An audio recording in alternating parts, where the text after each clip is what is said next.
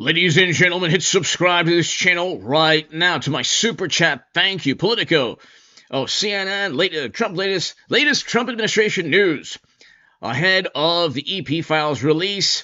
And then 7 minutes ago, New York Times EP files live updates. Justice Department releases trove of documents. And so the DOJ has released the EP file documents really quickly.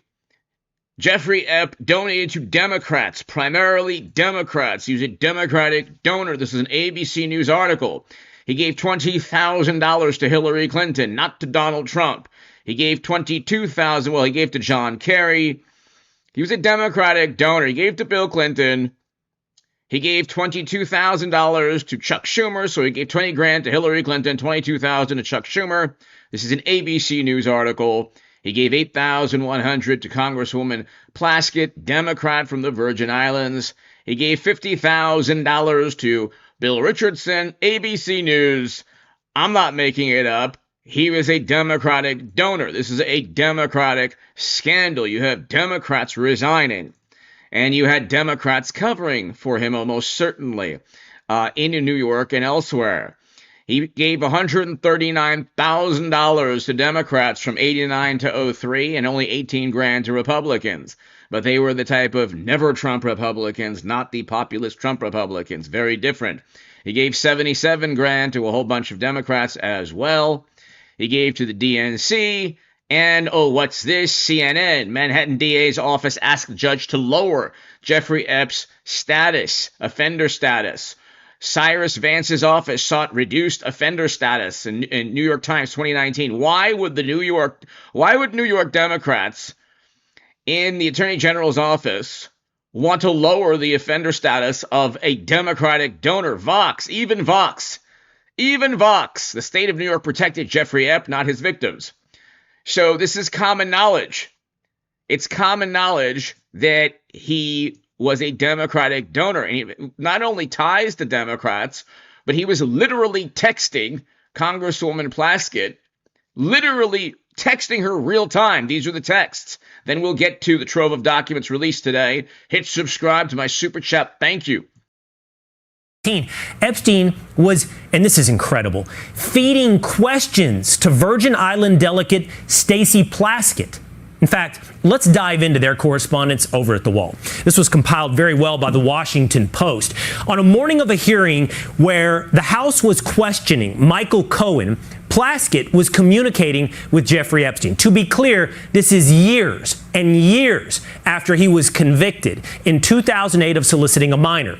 Plaskett was texting with Epstein that morning, the morning of the hearing. If there was any evidence at all that Trump committed a crime, it would have been leaked 10 years ago. They had nothing on Trump. They had to go ahead and fabricate a Steele dossier. But if there was anything criminal about Trump and Epp, that would have come out 10 years ago. He would have been already in prison. It's Democrats almost certainly that had years and years to scrub and delete and alter and manipulate files. So unfortunately, we'll likely never, ever get a list of the people who engaged in criminal, heinous, despicable, diabolical behavior. But he was a Democratic donor. That was aired on C-SPAN. She texted with Epstein. He'll talk about his grades. Epstein responded, "What privilege stands behind the non-release of college transcripts?" He then says, "Great outfit. You look great." All caps. Plaskett replied, "Thanks." It goes on. At 10:41 a.m., Epstein, ever the weirdo, texts her, "Are you chewing?" Plaskett responds, "Not anymore. Chewing interiors of my mouth. Bad habit from middle school." Then Epstein asks when Plaskett's turn for questioning Cohen will come up. And she replies, "Hours. Go to other meetings." But then we get to the meeting. Then we get to her turn. Then we get to the questioning of Cohen. And Epstein tells her, "Cohen brought up Rona, keeper of secrets." Plaskett doesn't know who Rona is. You don't know who Rona is. And Rona's in all caps. So Plaskett responds at 2:25 p.m., "Rona?" Then she says, "Quick, I'm up next. Is that an acronym?" Then finally Epstein responds, "That's his assistant." Now listen, This is all of how it played out on text exchange. Now I want to show you the video from a C-SPAN airing. These are time-stamped. So is the C-SPAN time-stamping of that congressional hearing. And you'll see Plaskett look down at her phone as these texts come in and change her questioning, including not knowing the last name of Rona, who she ends up asking about to Cohen.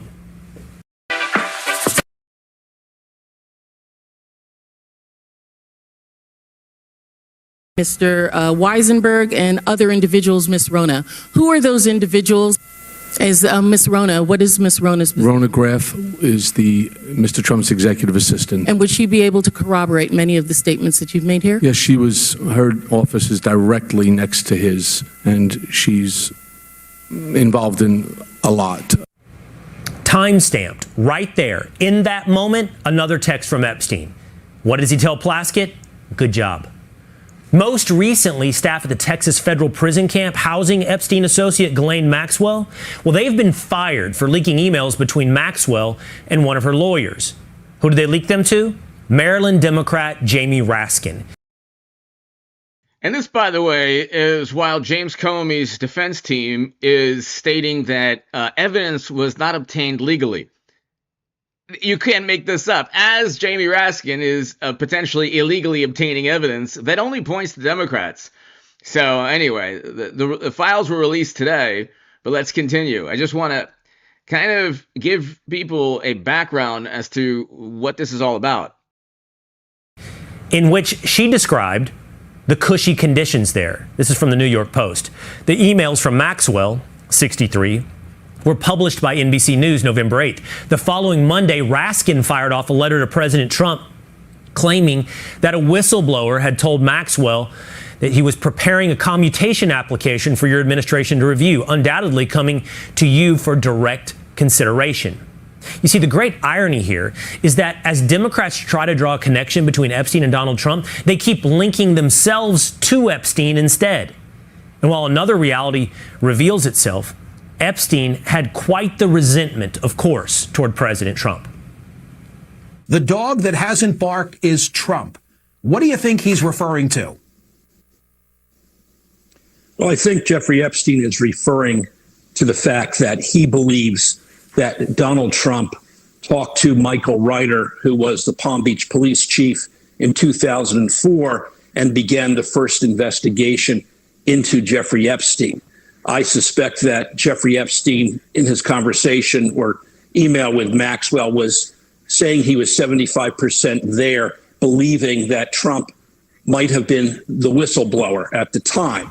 Trump might have been the whistleblower, leading to this obsession Epstein had with Trump. Want even more Fox News on YouTube? Become. So Jeffrey Epstein hated Trump. Okay, yet again, it's like he was close to Democrats. He despised Trump. You can't make this up. DOJ to make the Epstein files public after the president signed a law requiring those to be released. So in these files, are we going to learn any new information about Epstein and people that may have been associated with him? So yes, so today is the 30 days and I expect that we're going to release several 100,000 documents today, and those documents will come in all different forms, photographs and other materials associated with all of the investigations into Mr. Epstein. And just so everybody appreciates, President Trump has said for years that he wants full transparency, and he wants the Department of Justice to release everything that we can with respect to this investigation and cases. And we saw during the Biden administration radio silence from the very Democrats that are screaming from congressional steps today that we haven't done enough. But guess what? President Trump signed that law 30 days ago, and we have been working tirelessly since that day to make sure that we get every single document that we have within the Department of Justice, review it, and get it to the American public. Now, the most important thing that the Attorney General has talked about, that Director Patel has talked about, is that we protect victims. And so what we're doing is we are looking at every single piece of paper that we are going to produce, making sure that every victim, their name, their identity, their story, to the extent it needs to be protected, is completely protected. And so I expect that we're going to release more documents over the next couple of weeks. So today, several 100,000, and then over the next couple weeks, I expect several 100,000 more. There's a lot of eyes looking at these, and we want to make sure that when we do produce the materials we're producing, that we're protecting every single victim. A judge in New York has required the U.S. Attorney in New York to also look at the materials to make sure that victims' information is protected. So, the judge in Sorry. I only got 10 seconds left, Todd. But real quickly, since you guys are releasing these files, we shouldn't expect any charges to come out, any more charges, right? Well, look, as the president directed, it's still being investigated, and I expect that will continue to happen. So we, as of today, there's no new charges coming, but we are investigating. All right, Todd Blanche, thanks so much for joining. So again, Democrats made this an issue because Trump Republicans made it an issue. They wanted to find out why a Democratic donor was protected legally, politically. Now, media, of course, will say that elites, but there aren't many Trump Republican elites. Okay, the elites look down on Trump voters and Trump supporters and the 70 plus million Americans who voted for President Trump. Elites, whether they're in very prestigious universities or publications or Hollywood or cable stations or whatever, media knew Jeffrey Epps because he was a Democratic donor. You could say that word for like a billion times. Jeffrey Epps, that his files are it's a Democratic Party scandal, obviously, because he gave so much money to Democrats, and he was protected legally and politically in regions of the country that were run by Democrats. The Justice Department has started just now to drop 300,000 documents related to Jeffrey Epstein. This was scheduled to take place before a midnight deadline. Now, as questions swirl over what will be made public, the New York Times confirms what we already know, that there is no evidence implicating President Trump in Epstein's abuse of trafficking minors. With that, let's go to David Spunt in Washington, who has the latest. David. Well, hey, Will, the law called for these documents to be released today in full by 11:59 p.m. on the 19th of December. Deputy Attorney General Todd Blanche says that some 300,000, not 30,000, 300,000 documents will be released at some point today. They're already starting to populate online, but they're disorganized. It's all over the place. We're looking at pages that have redactions. We're looking at pages of court documents. We're trying to find out exactly what is new. But Blanche said that this is going to be the beginning of the release, and that is the key word. And I do want to set the expectations because officials say there will be documents that will be released over the next few weeks, though the deadline was today. Now, Will, DOJ lawyers have been working for the past month to go line by line, more than 185. We're told to expect redactions as the DOJ has the right to redact information that may compromise victim information. Fox has also told it's likely that some of the files released today may have already been released at some form in the past. But what's unclear, though, is how these files will be organized. Now, these files have been a headache for Attorney General Pam Bondi, also the president himself, who continue to field questions about Epstein documents after Bondi said she had Epstein's client list for review on her desk last February. Here's Blanche earlier today. We are looking at every single piece of paper that we are going to produce, making sure that every victim. You think that client list of people who engaged in despicable criminal activity, you think it's more Democrats or Republicans? I'm genuinely asking. Think it's more Democrats? You think possibly a Democratic donor would have a client list, I don't know, of more Democrats than Republicans? I'm going out on a limb here. their name, their identity, their story, to the extent it needs to be protected, is completely protected. And so I expect that we're going to release more documents over the next couple of weeks. So today, several 100,000, and then over the next couple weeks, I expect several 100,000 more. Administration sources have told Fox that even if they release everything to the public, people will still be skeptical and never satisfied. Now, Epstein victims will have called for full. People want the list of names of people who committed crimes with Jeffrey Epps, or people who engaged in criminal, diabolical behavior. They want the names. That is almost certainly never going to happen, because you had 2 terms of President Obama, 1 term of Joe Biden, and President Trump's first term. You had DOJ officials, you had an entire system going after him. So the same political apparatus that protected Jeffrey Epps was in place up until 2025. This isn't rocket science. That doesn't mean that Republicans don't do despicable criminal things also. This particular scandal is a Democratic Party scandal. Okay? It's not rocket science. You have Democrats resigning.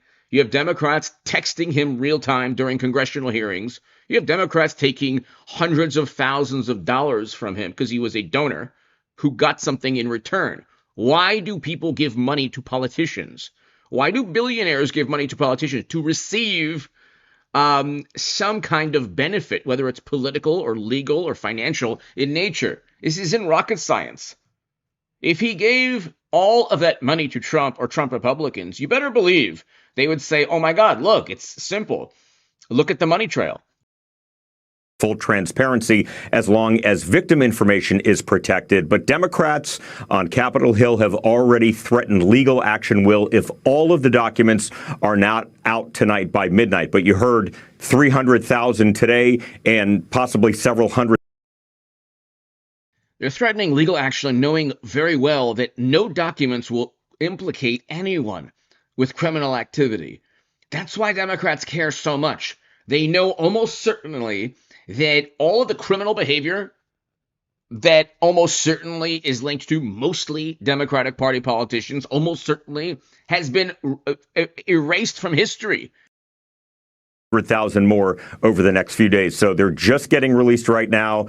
And it's not something like you look on the screen and it says this date, this person, here are photographs. I mean, it's a very tedious process. So we're going to start looking at it.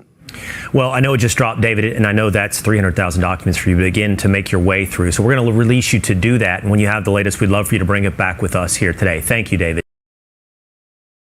Thank you, Will. Fox Digital's Brooks Singman, by the way, has begun the process and reports that more than a dozen politically exposed people and government officials' names appear in the hundreds of thousands of pages of Jeffrey Epstein files. Deputy Attorney General Todd Blanche said the DOJ discovered more than 1,200 victims and their families during the exhaustive review, and sources told Fox News Digital that new photos of Epstein with former President Bill Clinton are part of the release. And as always, like a moth to a flame, they can't help themselves. It's like the political equivalent of stepping on a rake and having the long handle hit you in the forehead. The Democrats do this all the time. It's amusing and also sad and frightening, mainly pathetic. Larry Summers, the former U.S. Treasury Secretary, former president of Harvard University, has now removed himself from the board of directors at OpenAI, and Harvard is investigating his ties to Jeffrey Epstein after Congress passed a bill to release Justice Department files on the convicted sex offender. Summers also stepping back from public commitments to many prestigious organizations that he has long been part of. He says he is, quote, deeply ashamed of his actions Republicans. The only specific action he mentions is continuing to communicate with Epstein, who's accused of trafficking underage girls.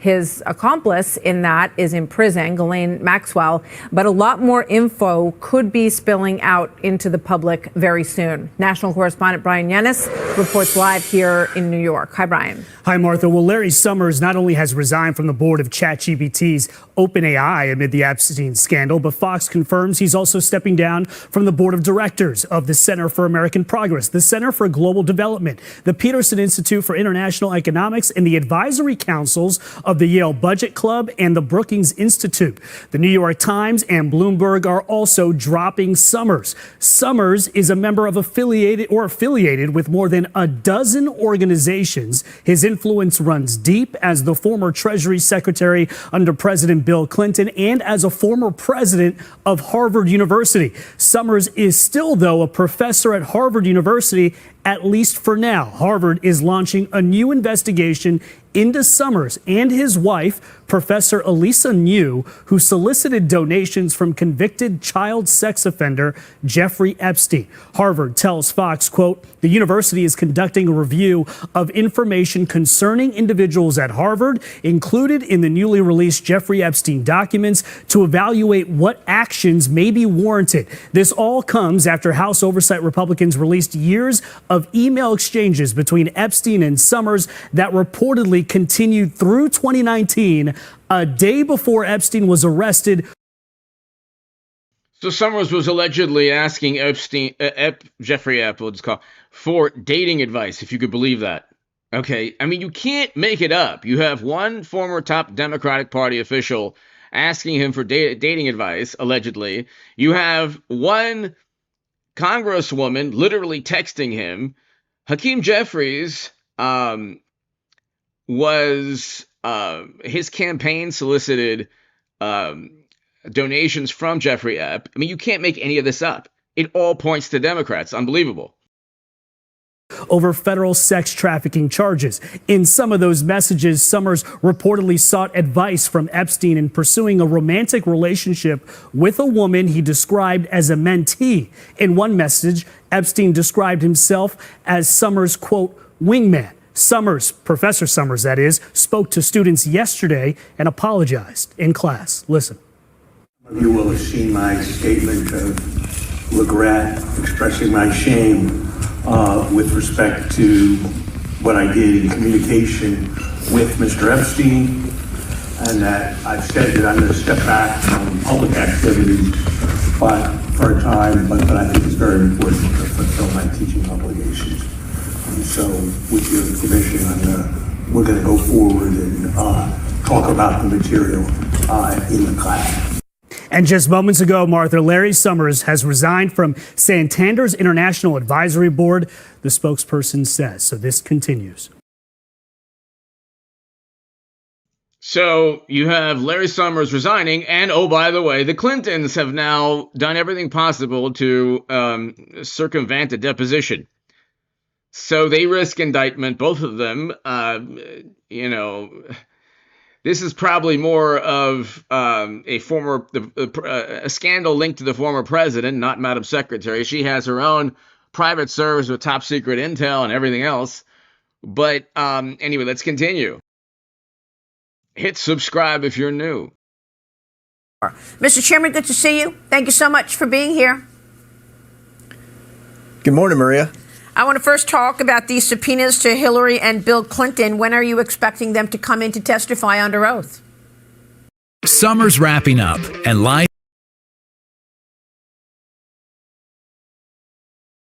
We've asked them to come in October. We've given them specific dates. What makes these subpoenas special and historical is that they came as a result of a bipartisan vote. The Democrats made a motion, like we knew they would, to subpoena the Epstein documents, which Republicans support. Scott Perry from Pennsylvania amended that motion to include subpoenas for both Bill and Hillary Clinton, as well as 6 former attorneys generals, and the Democrats voted for it. Now they're scared and trying to say they didn't vote for it, but they did. It's on record. record, and that helps us in court. If the Clintons try to fight this subpoena, which we presume they will, this subpoena came as a result of a bipartisan vote, which has never happened before in the House Oversight Committee. So we're looking forward to hearing from the Clintons. The American people want to know what went on Epstein Island. We know Clinton went there many times. We just want to ask Bill Clinton what he saw when he was there, and who all was involved. Well, I mean, look, there's a lot of information to be gained from an interview under oath with Hillary and Bill Clinton, that's for sure. Would you also get into Russia collusion? Well, we would like to ask about that. I'm sure their lawyers are going to be negotiating the terms. The subpoena was issued a few days before the Russia collusion story really broke. But certainly we're going to ask as many questions as we can ask. This is an opportunity to get the Clintons under oath, which people have been trying to do for a long time. So hopefully we'll be able to do that, and we'll get answers to a lot of questions that the American people have. So you say that they're going to be fighting this. You think this is going to go through the courts? I would be shocked if it did not go to the courts. But again, one thing that stands out is this bipartisan vote. We've never had that. I've been chairman of the House Oversight Committee for a year and a half, Maria, and I've never lost a subpoena battle. This is the toughest battle that we're going to face is getting the Clintons in here. But again, that bipartisan vote, and I want to thank the Democrats on the House Oversight Committee for voting for that subpoena. Without the Democrats making this this is a grandiose issue. It's an issue that began because Trump Republicans, wanted to know the truth. They wanted to know the ties that the Democratic donor had to other Democrats and even other Republicans. Okay. Then Democrats piled on and said, "Oh, this could be politically useful and utility. This could serve." This could serve us, in terms of politics, or it could be, there's utility. There's utility, political utility in making this a big issue. And then President Trump's administration did not handle it well. They should have simply just released everything, and that's it. It didn't have to go through this whole thing. I love President Trump, but his administration did not handle this well. And, if you're going to release this, you should have just released it, and it would have completely backfired anyway. You'll probably have more resignations from Democrats. And, of course, media will overlook the direct link to the Democratic Party from a Democratic donor. Well, I mean, look, another tough battle that you've got in front of you is getting to the bottom of President Biden's 4 terms.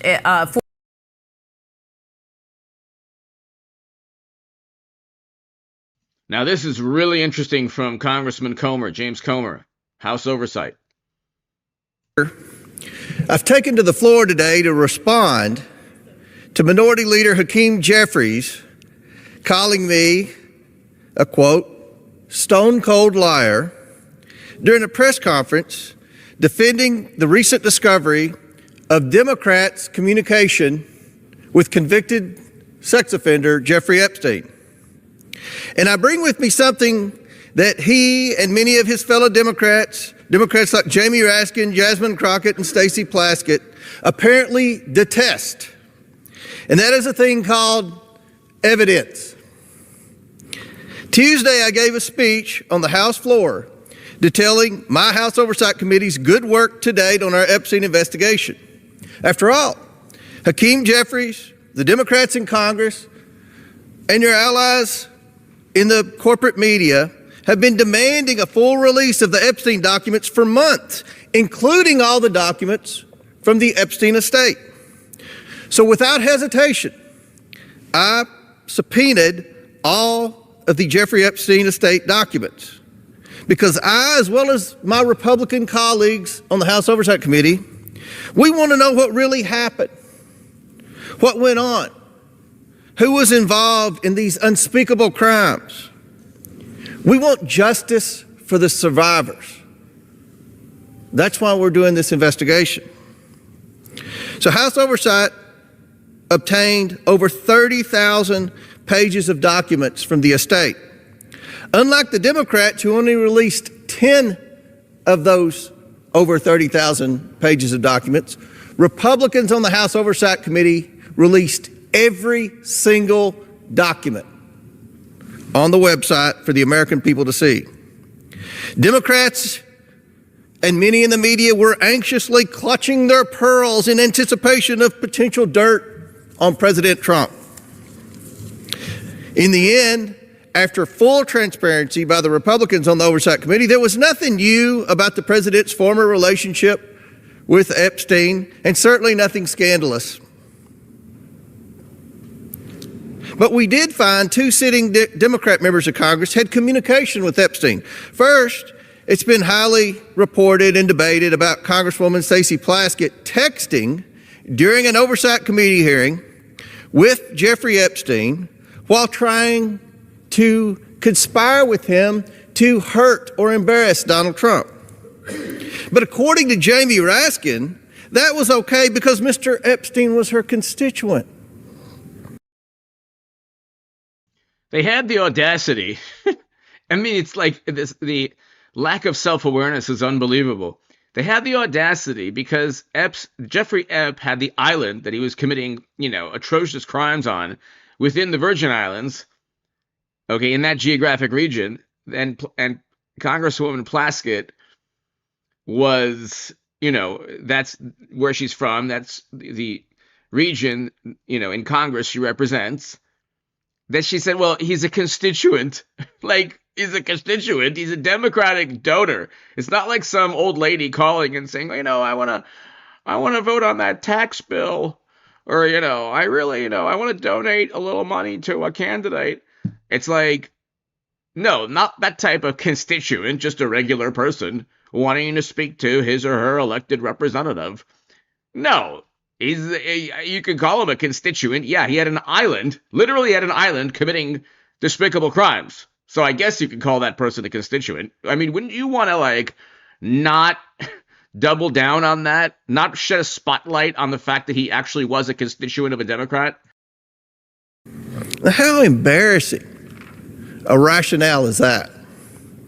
But the second communication was this email right here, where Hakeem Jeffries' campaign reached out directly to Jeffrey Epstein, soliciting campaign dollars for the, quote, Brooklyn Barack. Now, whereas Jamie Raskin explained Plaskett's communication with Epstein as simply responding to a constituent, Hakeem Jeffries had a very different response when asked about it by the media. He denied its existence. Hakeem Jeffries said, Comer is a stone-cold liar. And then he reverted to calling me names for the second week in a row. So let's read it to make sure. To Jeffrey Epstein, and that's the real Jeffrey Epstein, not Jasmine Crockett's Jeffrey Epstein. This is the real Jeffrey Epstein. So Congresswoman Crockett literally stated that Lee Zeldin took, you can't make this up, took donations from Jeffrey Epp. Only it was literally a doctor that was alive that was not the Democratic donor, had nothing to do with him, and basically defamed two innocent people at once. But let's continue. From Hakeem Jeffries' campaign. Dear Jeffrey, we are thrilled that we are working with Congressman Hakeem Jeffries, one of the rising stars of the New York delegation, sometimes referred to as Brooklyn's Barack. Hakeem is committed to electing a Democrat majority in 2014 and is encouraging his friends to participate in a DCCC fundraising dinner with President Obama and Hakeem Jeffries. It ends with a number for Jeffrey Epstein to call to go to the dinner and, quote, get an opportunity to get to know Hakeem better. Here's the evidence. The email speaks for itself. The only stone-cold liar in this debate is Hakeem Jeffries. So, Mr. Minority Leader, take a deep breath, chill out, stop lying, stop with the juvenile name-calling, and own up to the fact that your campaign solicited campaign cash from Jeffrey Epstein. So you have Hakeem Jeffries his campaign soliciting campaign money from Jeffrey Epps. You have Congresswoman Plaskett literally texting him real time. You have the Clintons, Bill and Hillary, being subpoenaed to talk about, potential visits on the island, which made Jeffrey Epps a constituent of a Democrat, which Jamie Raskin, in a bizarre defense, I guess stated the fact. I don't know. You would think that they would want to, shy away from that fact. But anyway, the self-awareness is lacking. And then like I said, Larry Summers. But then you have all the donations. I think I'm probably missing some people already. But check this out. In the meantime, speculation continues to swirl about what Maxwell actually told the DOJ during her 9 hours over 2 days when she spoke with Deputy Attorney General Todd Blanche last month.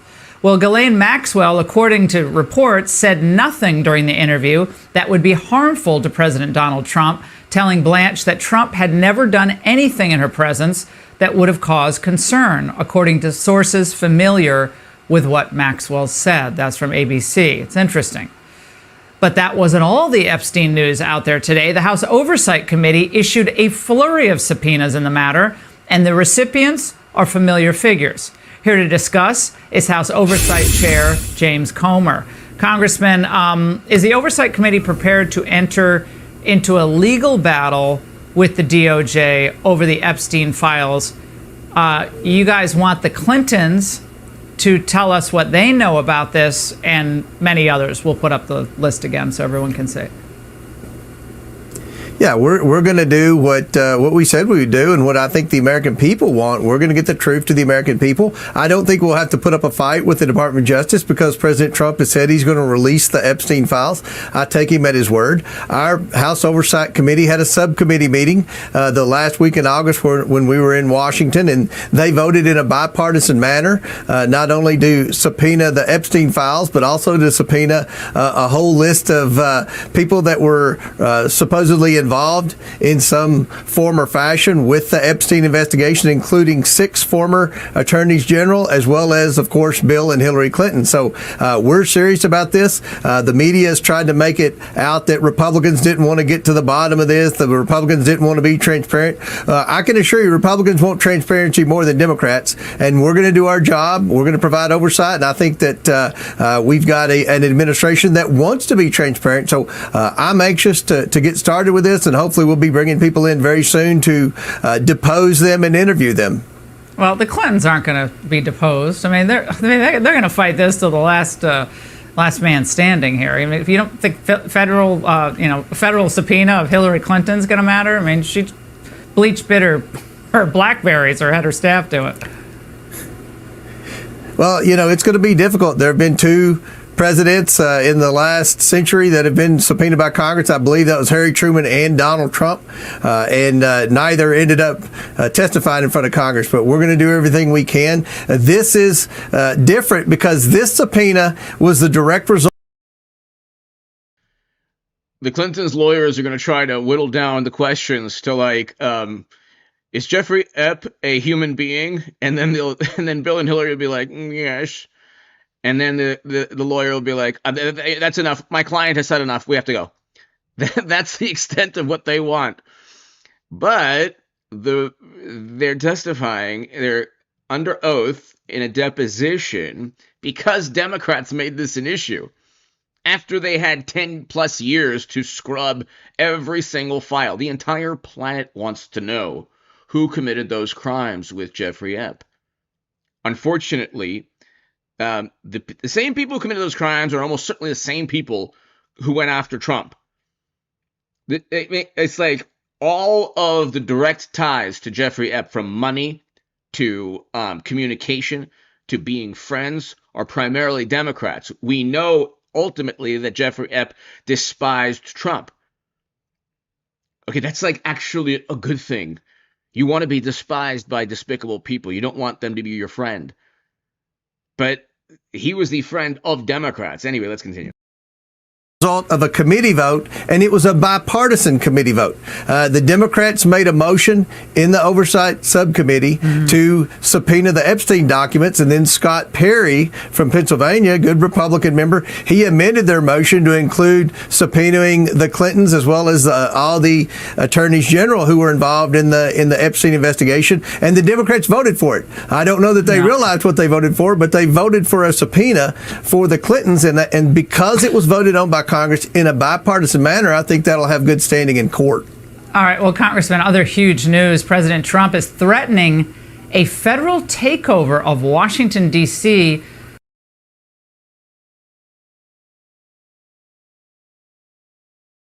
So I want to just give you a trip down memory lane. It's actually quite important. It relates directly to this, although the FTX, Sam Bankman-Fried, all of that, it's not, he doesn't have any direct ties to Jeffrey Epps, but these are Democratic donors. Check this out.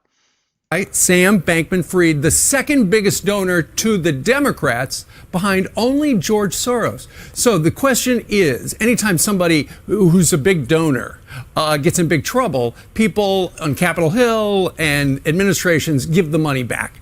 Karine Jean-Pierre was asked whether or not the money should go back, donated to a charity or something like that. And she simply would not answer the question yesterday. Watch this. So look, I'm covered here by the Hatch Act, limited on what I can say, and anything that's connected to political contributions from here, I would have to refer you to the DNC. I'm asking the president's opinion, though. You can speak to the DNC. Does he want those people who... No, you asked me two questions. You asked me about will he return the donations, and then you asked me about his opinion. I'm answering the first part, which is I'm covered by the Hatch Act from here. I'm limited to what I can say, and I just can't talk to political contributions or anything related to that. I cannot speak about it from here. I am covered by the Hatch Act, which I'm happy to say over and over again because we believe in the rule of law here. 36 lawmakers, Democratic lawmakers, got money from him, at least 6 GOP that we know of. And we'll say this. Of course, the Biden administration believes in the rule of law. This is, of course, why they had the second largest donor being the FTX Ponzi scheme. The point I'm trying to bring home, ladies and gentlemen, is that it's not just Jeffrey Epps. The Democrats get billions from the shadiest, most bizarre sources. He was also giving campaigns, being that he reached his limit, through other people.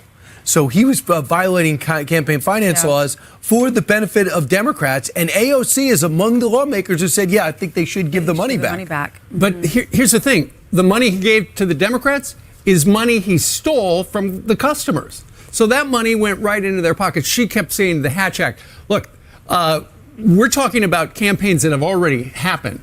And the Hatch Act, when you read it, there's a lot of gray there. But she's sticking to the, I'm going to say I can't say anything about it. They could say something. But they choose not to because it's embarrassing. As I mentioned, Congressman Bill Huizenga was with us. We saw him in some of the B-roll from Capitol Hill yesterday. Here's his observation about where that money went and that guy who's in trouble. I think they were smitten with this idea of having a politically progressive, smart entrepreneur who was going to reimagine capitalism, all while making them gobs of money. And how he was making them gobs of money was outright fraud. It's really sad that you had, and these are, by the way, not just mom and pop retail investors. These are supposedly sophisticated institutional investors who basically just got sucked into it. It's a good question to say, why wasn't he arrested a week ago, or why couldn't they wait until after? Because I think we would have found out valuable information having him under oath, sworn under oath in front of our committee, answering questions that could have then be used for his prosecution. So why would that? Are they embarrassed about some of the things that Sam was going to say about what he gave to? So the Bahamas wants $256 million back. They were purchased by Sam on cryptocurrency exchanges. They fired Chapter 11, so all the investors want their money back. And the Bahamas goes, no, we want our money back, and we want the property back. So this is going to be an international fight. And I'm looking at Tom Brady, Shaquille O'Neal, who else? Giselle. We have also Kevin O'Leary, who got $15 million to endorse this product? I mean, do they have a responsibility to come forward and try to get this money back or give the money back that they were paid by this guy? That's the class action lawsuit, right? They're Yeah. suing these celebrities because they endorsed crypto. So that's just a quick recap of yet another Democratic Party donor scandal, but let's continue. Final hour of Fox and Friends with the Fox News. They explain through depositions a lot of the recruiting process for a lot of these young girls, some of them recruited by Virginia Giuffre's ex-boyfriend. Many of the girls described at Epstein's home under the age of 18, some of them from different countries. So right now, with these 29 documents being released, that makes 88 documents that have come out to this point. Giuffre's lawyers tell us that we can expect 240, and that process for those documents to be unsealed could stretch into Monday. But we'll keep going through this newest batch of documents, and we'll let you know what we find. So, to my super chat, thank you, Paul Bartlett. Thank you so much. Thank you so much, Paul. Your super chat support is greatly, greatly appreciated. Ladies and gentlemen, I will be back definitely tomorrow at 11 a.m. Eastern or this evening. I'm not 100% sure. But hit subscribe if you're new. This is huge. The EP files are out. Hit subscribe. Thanks, everybody. God bless you all. And Paul, thank you again, always, for your support. See you.